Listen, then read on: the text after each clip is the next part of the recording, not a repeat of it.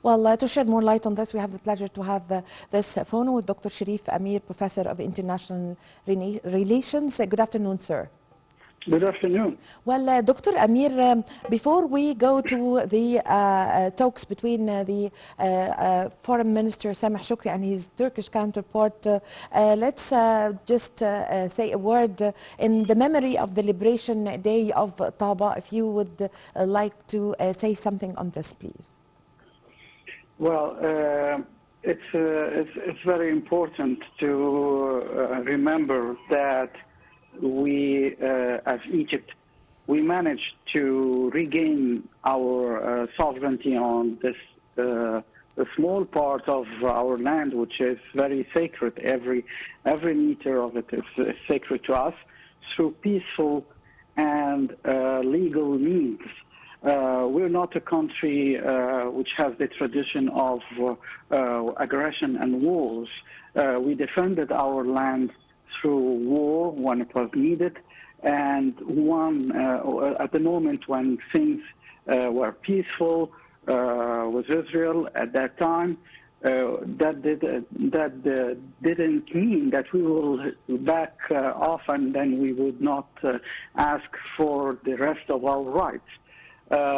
So it was a surprise for everyone that Egypt went to the international court and asked that we have this debate about Taba, and we proved with all our historical documents that we were right. It's an Egyptian land.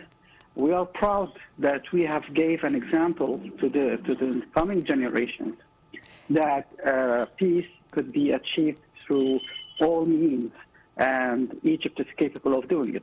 Yes, so Dr. Amir, what does the liberation of Taba show of the persistence of the Egyptians' diplomacy and the capability to negotiate in order to get back this part of Egypt, which is Taba? It shows that Egypt has the skills of diplomacy, which goes back to even the 19th century. We had a very good organized system of diplomacy. Egypt was not only a country which had to deal with wars. No, we had many ways of dealing with diplomacy. The most important is the Arab-Israeli conflict. We were mediators, and we're still mediators until now between the two parties. We have the possibility of bringing peace in other spots in the world through our diplomacy, as we have did in South Sudan. We have did the same thing in Libya. We are doing the same thing in Yemen also. We are trying to mend all the fences, and that's not surprising, because we have seen now, for instance, how Egypt is taking all the diplomatic measures in one of the crucial cases for Egypt, which is the Renaissance Dam with Ethiopia.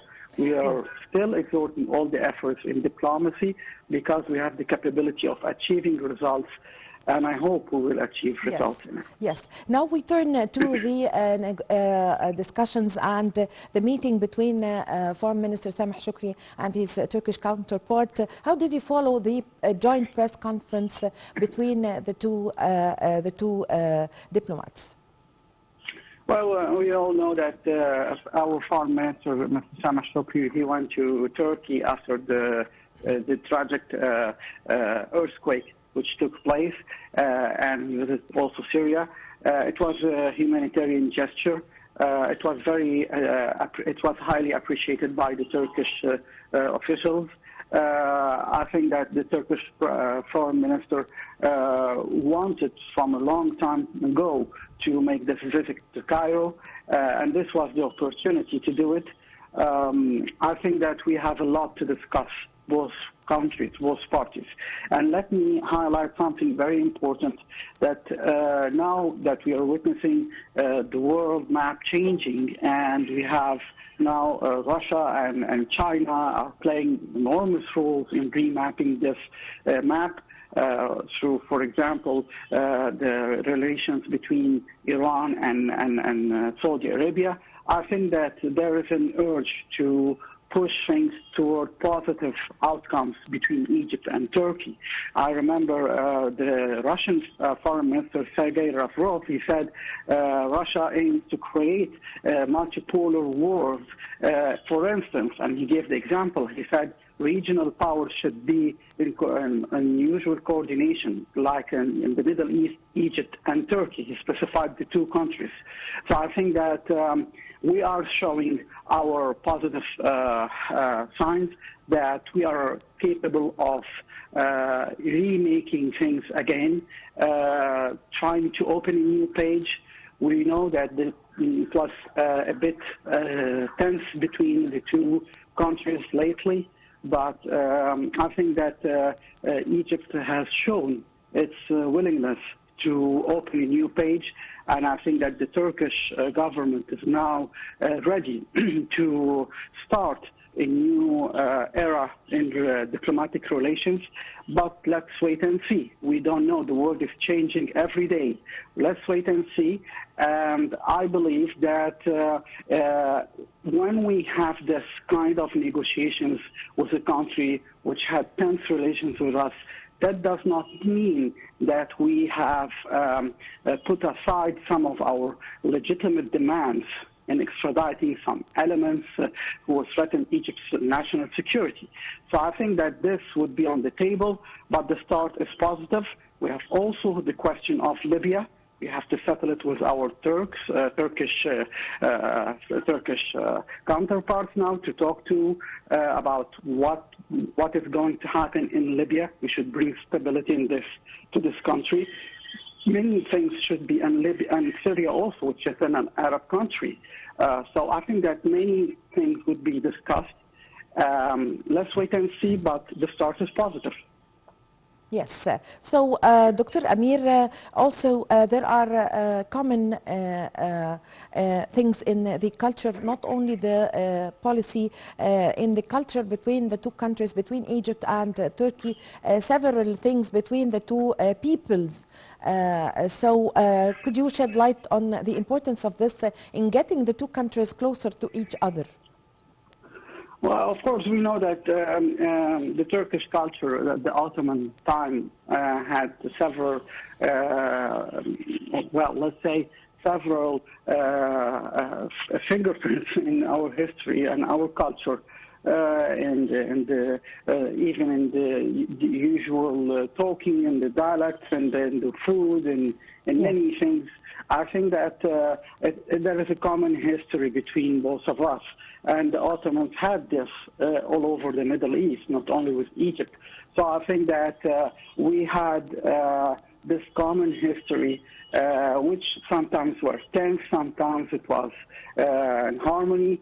But I think that, of course, this brings the two countries closer, because we know that we still share a lot. We still have families here in Egypt who are origins from has Turkish origins. So let's be frank. We never in Egypt meant any harm towards the Turkish people. We had disagreement with the government. As we have with the Ethiopians, we have nothing against the people of Ethiopia. It's only the government. So I think it's the same thing. We had disagreement with the government, with the people in charge. But the Turkish people, they come to Egypt. The Egyptians, they are welcome tourists there in Turkey.